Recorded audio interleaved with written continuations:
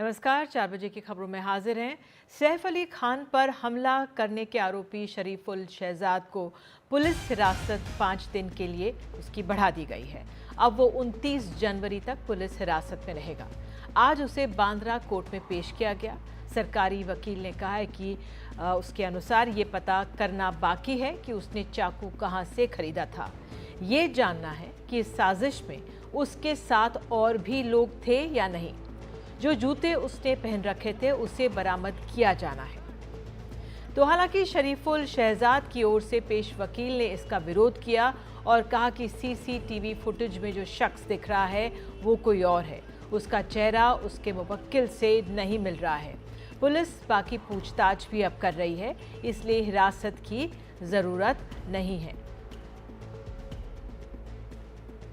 उधर आज सैफ अली खान ने पुलिस के सामने अपना बयान दर्ज कराया है। उन्होंने उस दिन की घटना को याद करते हुए कहा है कि उन्होंने हमलावर को पकड़ लिया था, लेकिन लगातार चाकू लगने से उनकी पकड़ ढीली पड़ गई। पुलिस सूत्रों के मुताबिक सैफ अली खान ने बताया है कि पत्नी करीना के साथ 11वीं मंजिल पर अपने बेडरूम में थे। मैंने जो मेड हैं अलीअम्मा फिलिप के चिल्लाने की आवाज़ सुनी। मेड अलीअम्मा छोटे बेटे जहांगीर की देखभाल करती हैं। आवाज़ सुनते ही करीना के साथ जहांगीर के कमरे में गया। जहांगीर के कमरे में हमने अज्ञात शख्स को देखा। मैंने रोकने की कोशिश की तो अफरा तफरी मच गई। घुसपैठिए को पकड़ा तो उसके चाकू के वार उसने कर दिया। पीठ, गर्दन और हाथों पर चाकू के कई वार किए। घायल होने के बावजूद हमलावर को धक्का देकर अलग किया। घर का स्टाफ जहांगीर को लेकर वहां से हट गया था। हमने हमलावर को कमरे में बंद कर दिया। हमारे हटने पर हमलावर खिड़की से निकलकर भाग निकला। और सुनते हैं जी।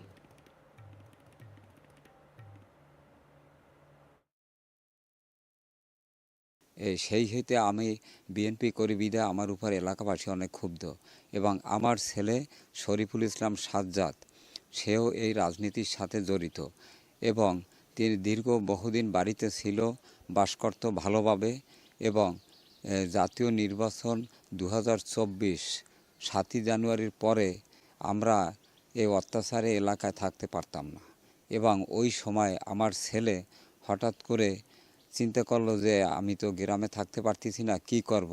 সেই সময় কোথায় কি চলে গেছে সেটা আমি জানি না। পরে শুনতে পারলাম যে সে ভারতে আছে এবং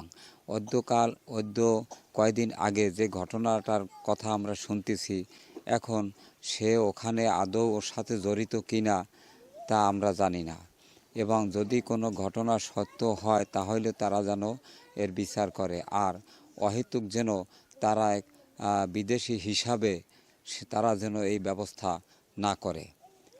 तो आइए चलते हैं अपने सहयोगी सौरभ गुप्ता के पास। सौरभ, अब शरीफुल के माता पिता सामने आए हैं, जाहिर है वो अपने बेटे का बचाव करेंगे। क्या आंकलन है आपका उनसे बात कर कर? देखिए, उनका कहना है कि जो सीसीटीवी में जो तस्वीर है वो उनके बेटे नहीं है, लेकिन उनका ये भी मानना है कि जिनको गिरफ्तार किया गया है वो उनका बेटा ज़रूर है। उनका कहना है कि वो अप्रैल महीने के पहले हफ्ते में या मार्च महीने के आखिरी हफ्ते में 2024 में वो भारत आए थे। जैसे पुलिस ने कहा है, मुंबई पुलिस ने अपने तहकीकात में कहा है कि बंगाल होते हुए वो पहुँचे हैं बम्बई तक। उनका घर बोरीशाल में है, पुतवाखाली करके इलाका के आसपास है और वहाँ से उन्होंने आज ये जो प्रतिक्रिया है वो दिया है, ये कहते हुए कि देखिए उनके साथ हमें पता नहीं कि वो क्या किया है नहीं किया है, लेकिन ये ज़रूर वो मानते हैं कि जिनको गिरफ्तार किया गया है वो उनका बेटा है। और सीसीटीवी के फुटेज के बारे में थोड़ा उनका अलग राय है, लेकिन ये बात एक तरीके से ज़रूर प्रमाण होता है कि ये बांग्लादेश कनेक्शन जिसका बात चल रहा था, अब वो जो जिनको गिरफ्तार किया है, जिस शख्स को गिरफ्तार किया है मुंबई पुलिस ने, उनके साथ उनके जो पिता का बयान है ये बिल्कुल मिलता है। तो ये बात ज़रूर अब पूरी तरीके से क्लियर हो चुका है कि ये शख्स जो है शरीफुल ये बांग्लादेश से अवैध तरीके से घुसपैठ करके यहाँ भारत में आए थे और भारत में बंगाल होते हुए वो बम्बई तक पहुँचे थे, जहाँ वो काम कर रहे थे और अपने रोजी रोटी कमा रहे थे और परिचय बदल के वहाँ पे रह रहे थे। बिल्कुल सौरभ, इस जानकारी के लिए धन्यवाद। तो अहम लीड्स लगातार सीधे आइए चलते हैं। अरविंद केजरीवाल क्या बोल रहे हैं दिल्ली के चुनावों की गहमागहमी में, सुनते हैं। मैं टीवी में देख रहा था, गरीब लोग बेहद सियाने होते हैं, मिडिल क्लास के लोग बेहद सियाने होते हैं। एक अम्मा से एक पत्रकार ने पूछा, अम्मा पैसे ले आई? वो बोली हाँ ले आई। कितने लाई? बोली 1100। तो बोली वोट किस, बोली उस पत्रकार ने पूछा वोट किसको देगी? बोली केजरीवाल को। बोली पैसे तो उनसे लेके आई, वोट केजरीवाल को क्यों देगी? अम्मा ने बड़ा अच्छा जवाब दिया, बोली उसे क्या लगता है मुझे 1100 रुपये में खरीदेगा? मैं 1100 के रुपए में बिकूंगी? बोले कुछ 11 करोड़ रुपए देता, 100 करोड़ रुपए देता तब तो मैं सोचती। कितना अच्छा जवाब दिया अम्मा ने। तो मेरा आपसे निवेदन है, उससे जितना उससे खो सकते हो, छीन सकते हो, उतना पैसा इन लोगों से ले लो। इन्होंने आप ही का पैसा लूट रखा है, देश को इन्होंने बेइंतहा लूटा। इन लोगों ने अरबों खरबों रुपया इनके पास, जितना इनसे लूट सकते हो इन लोगों को लूट लो, पर अपना वोट मत बेचना किसी भी हालत में। आपका वोट 1100 रुपए से ज्यादा कीमती है, आपका वोट एक चादर से ज्यादा कीमती है। ये वोट देने का अधिकार आया कहां से आपके पास? ये वोट देने का अधिकार आया, बाबा साहब अंबेडकर ने आपको अधिकार दिया। आप इज्जत करते हो ना बाबा साहब अंबेडकर की? बाबा साहब अंबेडकर जब संविधान बनाया जा रहा था तो संविधान सभा में इस पे चर्चा हुई, और चर्चा में ये कुछ लोगों का कहना था कि जो अनपढ़ लोग हैं और जो गरीब लोग हैं, जो इनकम टैक्स नहीं देते, उन लोगों को वोट देने का अधिकार नहीं होना चाहिए। बाबा साहब बढ़ गए, सबसे लड़े, और लड़के उन्होंने कहा इस देश के हर व्यक्ति को, चाहे पढ़ा लिखा हो, चाहे अनपढ़ हो, चाहे अमीर हो, चाहे गरीब हो, हर व्यक्ति को वोट देने का अधिकार होना चाहिए। लड़े बाबा साहब, आपके वोट के लिए लड़े। आपको ये वोट का अधिकार बाबा साहब ने दिलवाया है। बाबा साहब ने आपके लिए जो संघर्ष किया और आपसे, उन बाकी लोगों से लड़ के आपको वोट दिलवाया, उस वोट को एक चादर, एक साड़ी और 1100 रुपये में मत बिकने देना। ये वोट बहुत कीमती है, ये वोट बेशकीमती है, और इस जनतंत्र को बचाना हम सबकी जिम्मेदारी है। अगर ये 1100 रुपये के अंदर वोट खरीदने लग गए तो आप समझ लेना कि पूरा देश खत्म हो जाएगा, देश का जनतंत्र खत्म हो जाएगा, बाबा साहब का सपना खत्म हो जाएगा। अगर जनतंत्र ही नहीं बचेगा, फिर तो जिसके पास पैसा है वो 1100 क्या कल 2200 रुपये दे के वोट खरीद लेगा, 3000 रुपये दे के वोट खरीद लेगा। फिर तो इस देश के ऊपर बड़े बड़े सेठ साहूकारों का राज हो जाएगा। आपके बच्चों को, आपके बच्चों के भविष्य के लिए आपके कोई स्कूल नहीं बनाएगा, आपके लिए कोई अस्पताल नहीं बनाएगा, आपके लिए कोई सड़कें नहीं बनाएगा, आपके लिए कोई। तो अरविंद केजरीवाल का कहना है कि आप अपना वोट किसी को ना बेचें, और डॉक्टर अंबेडकर को एक बार फिर से उन्होंने यहाँ पे याद किया है। तो चुनावी प्रचार चरम पर है। आइए आगे बढ़ते हैं खबरों में। देश भर में छात्रों को प्रतियोगी परीक्षा की तैयारी करवाने वाले फिजी कोचिंग के सेंटर देश में कई जगहों पर बंद हो गए। कुछ जगहों पर तो आरोप यहाँ तक लग रहे हैं कि रातों रात सेंटर बंद हो गए। अब ऐसे में अचानक से तैयारी कर रहे छात्र मुश्किल में आ गए हैं। उनके जो परिजन हैं, परिवार हैं, परेशानी में हैं। नोएडा, वाराणसी, भोपाल जैसी जगहों में सेंटर्स के बंद होने से की बात सामने आ रही है। कई जगहों पर छात्र आरोप लगा रहे हैं कि कोर्स पूरा तक नहीं हुआ है, फीस ले ली गई है। तस्वीरें हम आपको मेरठ, दिल्ली, नोएडा, गाजियाबाद की दिखा रहे हैं। और लखनऊ के अलीगंज के फिजी सेंटर पर 3 दिनों से ताला लगा हुआ है। यहाँ सैकड़ों बच्चे कोचिंग के लिए आते हैं, लेकिन अब ये बच्चे दूसरे कोचिंग सेंटर्स में शिफ्ट हो गए हैं।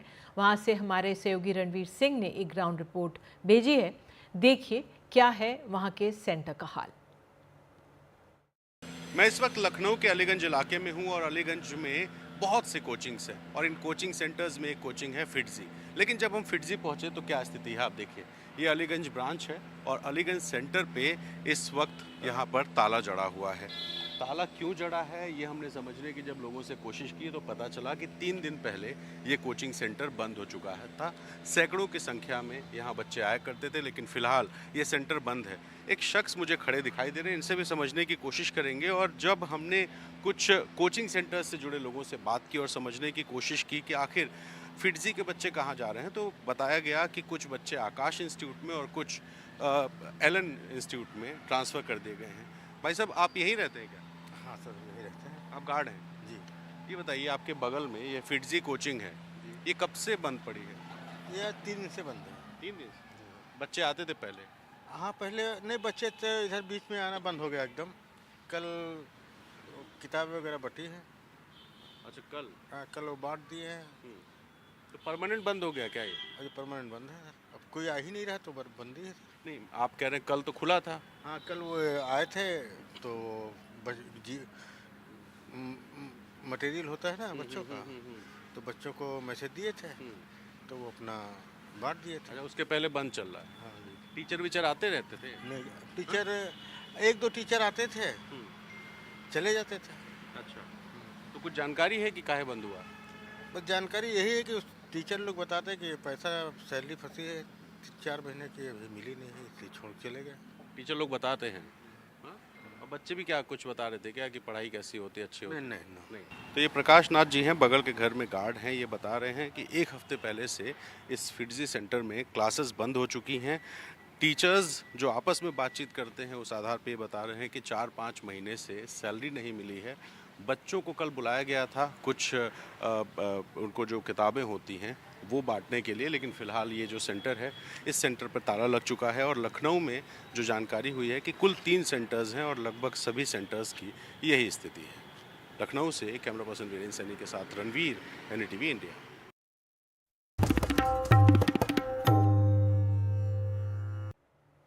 दिल्ली चुनाव में हर राजनीतिक दल अपनी जीत के रास्ते को मजबूत करने के लिए कोई कसर नहीं छोड़ना चाहता है।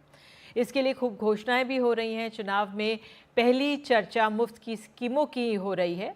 बाजार में जैसे सेल लगी हो ठीक वैसे ही सेल चुनाव में भी चल रही है, लेकिन वोटरों पर इसका कितना असर पड़ेगा, ये जानने के लिए दिल्ली की घोंडा विधानसभा से हमारी एक रिपोर्ट आपको दिखाते हैं।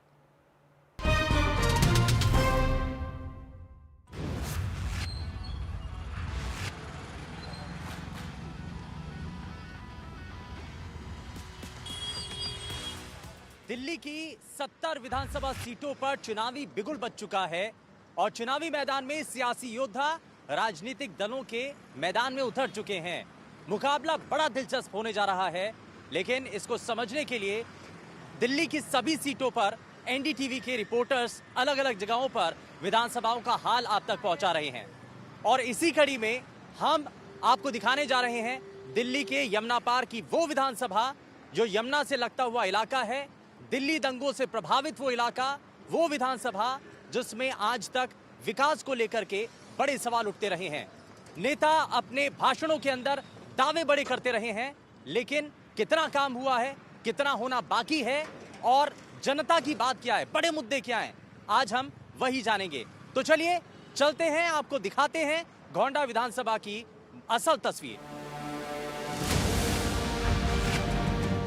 देश की राजधानी दिल्ली, जिसे दिलवालों का शहर भी कहते हैं, यहाँ की चकाचौंध भरी जिंदगी, यहाँ का शोर, यहाँ का लाइफस्टाइल, यहाँ की सड़कें, यहाँ का सिस्टम बहुत लोगों को खूब भाता है।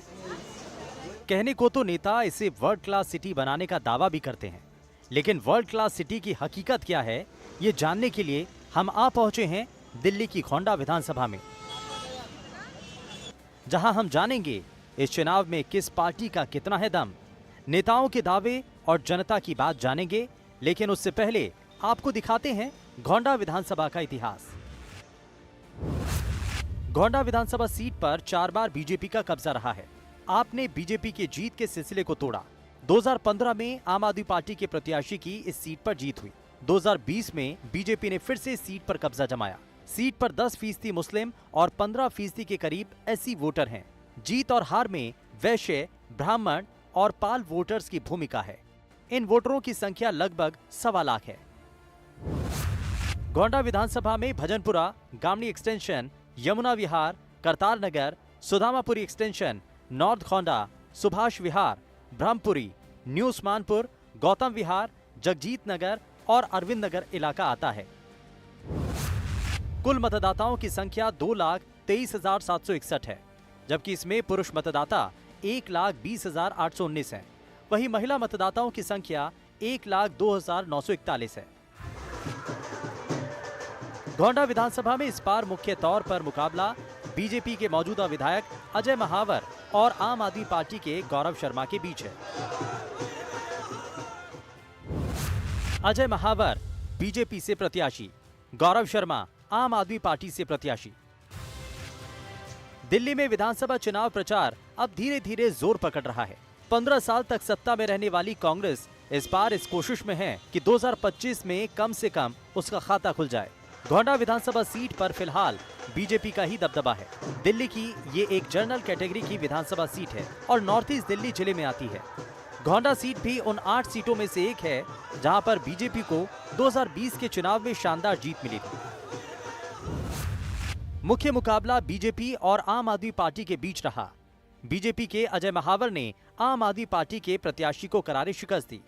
आम आदमी पार्टी के श्रीदत्त शर्मा को 28,370 वोटों से हराया। कांग्रेस के प्रत्याशी भीष्म शर्मा तीसरे स्थान पर रहे। गोंडा विधानसभा सीट अजय महावर बीजेपी 81,797 वोट, श्रीदत्त शर्मा आम आदमी पार्टी से प्रत्याशी 53,427 वोट मिले। भीष्म शर्मा कांग्रेस पार्टी के प्रत्याशी 5,448 वोट मिले। गोंडा की तस्वीर देखकर यहां के बड़े मुद्दों का अंदाजा लगाना मुश्किल नहीं है। तंग सड़कें, अधूरा विकास, जाम का जंजाल यहां की सबसे बड़ी परेशानियां हैं। वैसे तो इस सीट की ज्यादातर कॉलोनियां रेगुलराइज्ड कैटेगरी की हैं, लेकिन इस इलाके में अधूरा विकास इसलिए भी है क्योंकि यहां की मुख्य गांवड़ी रोड पर आज भी चौड़ीकरण की तलवार लटकी हुई है। रोड पे तलवार लटकी हुई है। जो लोग रोड पे नहीं रहते वो तो कहते चौड़ा कर दो, और जो लोग रोड पर रहते हैं वो कहते चौड़ा मत करो, जो करना भी है तो हिसाब से चौड़ा करो। सड़क अब इतनी है, उसको एकदम 100 फुट का करोगे तो कहाँ जाएंगे दुकानदार। सबसे बड़ी परेशानी ये है कि यहाँ रोड की कई सालों से सुन रहे चौड़ा हो रहा है, ना कोई बना पा रहा ना कुछ कर पा रहा है, और यहाँ गंदगी इतनी होती है कि पूछो मत। इस विधानसभा की दूसरी बड़ी परेशानी पीने के पानी की है, जिसकी वजह से इलाके में बीमारियों का खतरा भी बढ़ चुका है। यहाँ के लोगों को मुफ्त पानी नहीं बल्कि साफ पानी चाहिए। सीवर का पानी पीने के पानी में ऐड हो जाता है, मिल जाता है, और वो गंदगी वाला पानी सब इलाके में पीलिया फैला हुआ है, कोई सुनने वाला है नहीं। पानी की समस्या इतनी गंदी है कि लोगों को गंदे पानी के कारण जो है अनेक बीमारियां फैली हुई हैं। पानी की, रोडों की, सीवर की सबसे ज़्यादा समस्या रही है। चुनावी बाजार सज चुका है और इस वक्त हम गोंडा विधानसभा के भजनपुरा मार्केट में आ चुके हैं और यहाँ हम जानेंगे क्योंकि अलग अलग राजनीतिक दलों की तरफ से अपने अपने कई ऑफर दिए गए हैं। महिलाओं के लिए कुछ ऑफर हैं, बहुत सारे बिजली पानी को लेकर के बड़ी योजनाएं और बड़ी घोषणाएं की गई हैं और इसी को जरा हम जानने की कोशिश करते हैं यहाँ मार्केट के अंदर। महिलाओं के लिए हो रहा है 2100 रुपए वाला, कह रहे हैं अभी। भरोसा है? भरोसा तो है, जब उन्होंने बस फ्री कर रखी है तो आगे भी करेंगे। ये कांटे की टक्कर है, बीजेपी और आम आदमी पार्टी की बहुत ही कांटे की टक्कर है। कमर्शियल कितना महंगा है, बिजली कोई फ्री नहीं दे रहा है, ये सब कहने की बात है आम जनता पार्टी की। ठीक है जी, आम कुछ भी कह सकते हैं, ऐसा कुछ नहीं है, उन्हें कुछ नहीं कितना दिल्ली के अंदर। पानी प्रत्येक घर को डेली मोल खरीदना पड़ रहा है 20 रुपए की बोतल, ये है पानी फ्री।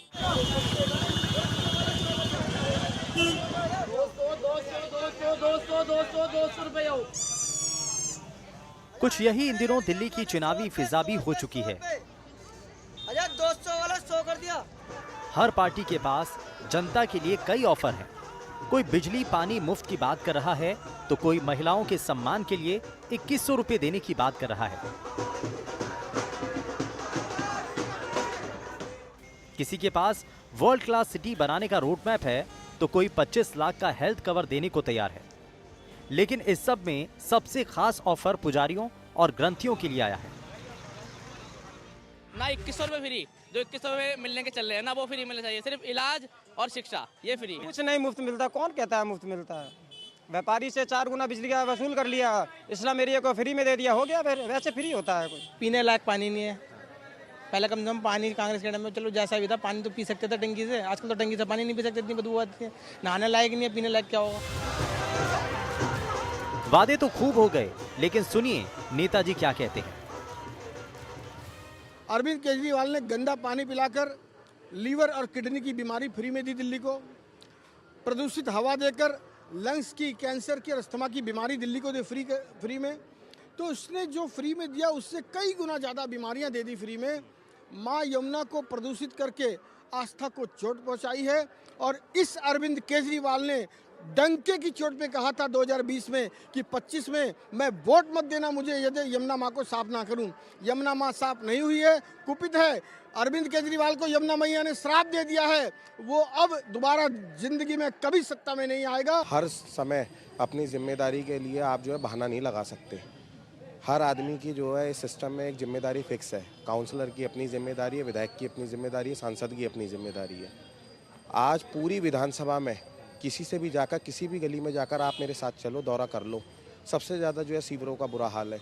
अगर जिस विधायक से पिछले 5 साल में सिर्फ सीवर ओवरफ्लो की समस्या का समाधान नहीं हो सका, तो आपको लगता है वो किसी लायक है बंदा है? आज सबसे ज़्यादा गंदा पानी इस विधानसभा में है। कारण क्या है? ज़रूरत महसूस नहीं हुई साहब काम करने की, क्योंकि बगैर मांगे लोगों ने पिछली बार 28,000 वोटों से चुनाव जिता दिया, तो 7वें आसमान पे खुमारी थी। और इस बार भी मुझे सुनने में आ रहा, लोग विधायक जी ये कह रहे हैं कि 50,000 वोटों से चुनाव जीत रहा हूँ।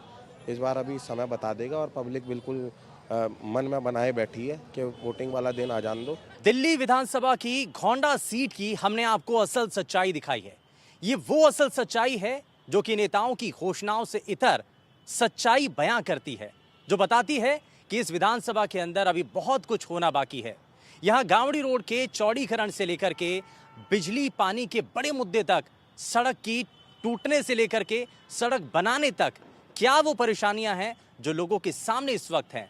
लेकिन कोई भी राजनीतिक दल जो जीत करके आता है, क्या इस पर काम करता है, ये आने वाली तस्वीर साफ कर पाएगी। कैमरामैन जेवियर के साथ शुभेंदु सिंह, एनडीटीवी इंडिया के लिए।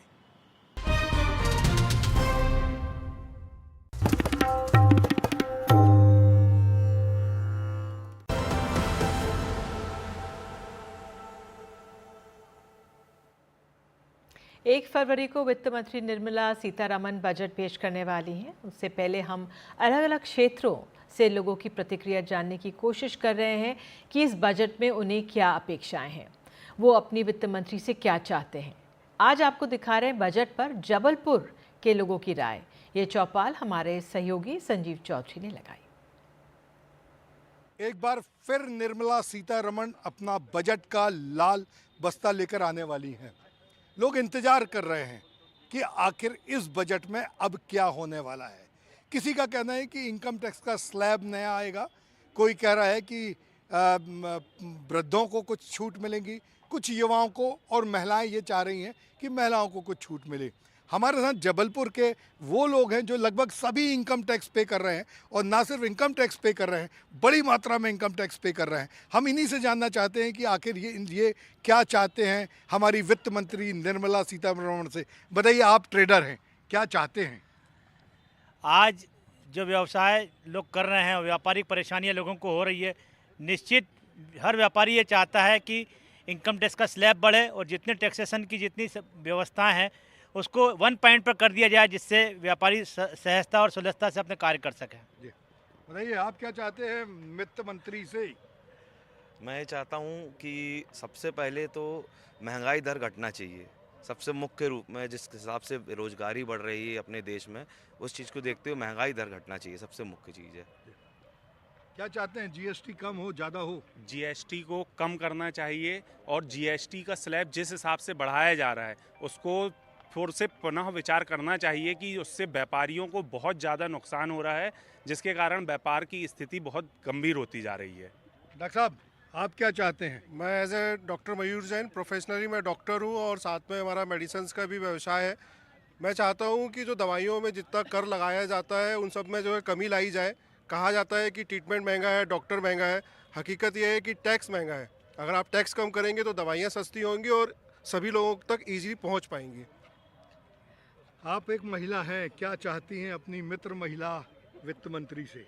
क्वेश्चन तो बहुत अच्छा है, लेकिन इसको प्रैक्टिकली लागू करना चाहिए। और जहाँ तक मैं चाहती हूँ कि टैक्स लगाने के पहले ये ज़रूर सोचना चाहिए कि क्या ये प्रैक्टिकली पॉसिबल है। एक इंसान जो एक लिमिट इनकम कमाता है, आप उसका स्लैब बढ़ाइए और उस पर जैसे मान लीजिए वो 7 लाख कमा रहा है, अब आपने उस पर कुछ परसेंट जो टैक्स लगाया है, उसके बाद में उसके हाथ में इनकम कितनी आ रही है, आप ये देखिए, क्या वो अपने परिवार का खर्चा चला पा रहा है। ऐसे में व्यक्ति अपने आप चोरी करने को मजबूर हो जाता है। और ये प्रैक्टिकली देखा जाए तो आज की बढ़ती महंगाई के हिसाब से ये चीज़ देखना चाहिए कि अगर हम इतना टैक्स लगा देंगे तो व्यक्ति जिएगा कैसे, खर्चा कैसे करेगा, अपने परिवार को कैसे चलाएगा, मनोरंजन पे कितना टैक्स देगा, बीमारी पर कितना देगा और खर्चा कितना करेगा। ये मेन मुद्दा है। सीए साहब, क्या चाहते हैं आप वित्त मंत्री से नया? ये जो लोगों के कंसर्न है कि टैक्स बढ़ते जा रहा है, टैक्स बढ़ते जा रहा है, मुझे लग रहा है ये टैक्स फ्री बीज के कारण बढ़ते जा रहा है। हम लोग अपनी गाढ़ी मेहनत का कमाई सरकार को देते हैं और सरकार मुफ्त बांटती जाती है। ये सबसे बड़ा जो है डंक है अर्थव्यवस्था में। और एक के बाद जो शुरू होती है और उसमें राजनीतिक घालमेल शुरू आती, देखा देखी सब जगह बढ़ने लगती। हमें समझ में नहीं आ रहा हम क्यों टैक्स दे रहे हैं। सीनियर सिटीजन, डॉक्टर साहब सीनियर सिटीजन हैं आप। ये बात सही है, लेकिन सरकार ने हमारे साथ धोखा किया हुआ है। सीनियर सिटीजन से बोला गया कि आप 15 लाख रुपया पर हेड के हिसाब से जमा कर सकते हैं। हमने मियाँ बीबी ने मिलकर 30 लाख रुपए जमा किया। उस समय जो इंटरेस्ट था, रेट ऑफ इंटरेस्ट था 9-10% था। रेट ऑफ इंटरेस्ट भी घट गया और इसके बावजूद भी आप टैक्स के स्लैब भी कम करते जा रहे हैं। तो कैसे हम किस आधार पे आज हमारे मान लो 30,000-35,000 रुपया महीने का खर्च है, वो खर्च भी नहीं निकल पा रहा है। हमें आपको सुविधा देना चाहिए कि हमसे और टैक्स लेना चाहिए। क्या सीनियर सिटीजन के लिए इतना भी नहीं कर सकते आप लोग क्या कि उनके कम से कम टैक्स माफ़ कर दो तो सुकून की ज़िंदगी जी सके, दूसरों पर निर्भरता कम हो सके। धन्यवाद। आप एक बड़े व्यवसायी हैं, क्या चाहते हैं? मैं एक चीज़ जानता हूँ कि किसी भी देश का या किसी भी शहर की तरक्की तब होती है जब उसमें बाहर का पैसा आता है, और वो आता है इंडस्ट्रियलाइजेशन से। अगर आप इंडस्ट्रियलाइजेशन चाहते हैं तो आपको जीएसटी भी कम करना पड़ेगा, जिससे हर व्यवसायी नंबर 1 का काम बढ़ाए, और इनकम टैक्स के दायरे भी कम करिए जिसमें वो नंबर 1 की रकम जनरेट करके नए उद्योग धंधे करे जिसमें बेरोजगारी दूर हो जाए। जैसा पूर्व वक्ताओं ने बोला कि ये सुविधाएं ये नहीं हो रही है, ये बिल्कुल सही बात है। आज इतना टैक्सेशन का बोझ है, सिंगल विंडो सेटलमेंट होना चाहिए कि सारी हमको कोई भी पावर चाहिए तो एक जगह जाए, जैसा आज गुजरात मॉडल होता जा रहा है उसको पूरे देश में लागू होना चाहिए, ऐसी मेरी मनोभावना है। राहुल जी, आप तो बड़ा भारी टैक्स पे करते हैं, क्या चाहते हैं वित्त मंत्री से? सबसे पहले तो स्लैब चेंज करना चाहिए, उसके बाद जीएसटी की विषमताओं को दूर करना चाहिए। महंगाई उसी तरीके से रोक सकती है जब ये विषमताएं दूर होंगी। धन्यवाद। और कुछ विशेष?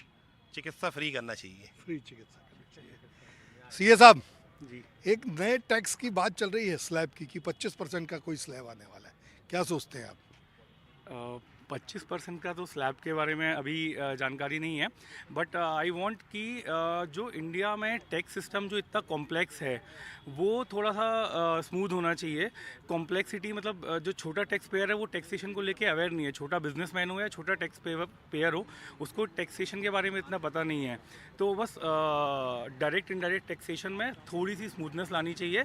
एंड जो स्लैब बेसिक स्लैब रेट है जो टैक्स फ्री होना चाहिए वो 10 लाख तक टैक्स फ्री होना चाहिए। प्रवीण जी बताइए, क्या चाहते हैं? तौर पर सरकार ने जो टैक्स सिस्टम बना के रखा है ये व्यक्ति को चोर बनाने की प्रक्रिया बनाता है। इतने प्रकार का टैक्स लगाते हैं, हर आदमी चाहता है कहीं ना कहीं हम टैक्स बचाएं। सरकार को कई देशों में ऐसा सिस्टम है कि एक ही बार 25% या 30% टैक्स ले लिया जाता है। उसमें फिर मेडिकल, उसके एजुकेशन, बेसिक नीड्स की आवश्यकताएं सब चीज़ें फ्री कर दी जाती हैं। इस ढंग के कोई स्ट्रक्चर यहाँ हिंदुस्तान में यदि आए तो मैं समझता हूँ कि ज़्यादा टैक्स इनका जनरेट होगा और आदमी अपने मन से बढ़ के टैक्स देना की कोशिश करेगा, और यदि सुविधा मिलेगी सरकार के प्रति विश्वास भी बढ़ेगा और आदमी खुद अपने आप में जिम्मेदारी से उस प्रक्रिया में अपने आप को निर्वाह कर पाएगा। ये आप बताइए, निर्मला सीतारमण जी अगला टैक्स लेके आने वाली है बजट, एक महिला के नाते आप क्या चाहती हैं बजट में क्या होना चाहिए? महिला के नाते मुझे लगता है कि बजट में जो हम महिलाओं के लिए इम्पॉर्टेंट चीज़ें हैं, जैसे गैस, घर में जो हमें गैस सप्लाई होती है उसमें हमें प्रॉपर वो मिलना चाहिए। इसके अलावा बच्चों की एजुकेशन हमारे लिए बहुत बड़ा इम्पॉर्टेंट टॉपिक है, तो मुझे लगता है बच्चों की बुक्स, फीस स्लैब्स, इन सब में कुछ रिबेट मिलनी चाहिए। और मोस्टली तो मैं यही कहना चाहूँगी। इस तरह सभी लोग अपने अपने तरह से व्यापारी ये चाह रहे हैं कि उन्हें व्यापार में छूट मिले, जीएसटी कम हो, स्लैब कम हो। ये सभी की इच्छा होती है कि जो अगला बजट आने वाला है, इस बजट में सबको कुछ ना कुछ निर्मला सीतारमण से मिले। ये बात अजब है कि देना कोई नहीं चाहता, लेना सब चाहते हैं। यदि आप देंगे नहीं तो हमारे देश का विकास कैसे होगा? कैसे पुल बनेंगी, कैसे सड़कें बनेंगी और कैसे इंफ्रास्ट्रक्चर डेवलपमेंट होगा? इसलिए देना और लेना बराबर होना चाहिए। वीरेंद्र शर्मा के साथ संजीव चौधरी, एनडीटीवी के लिए।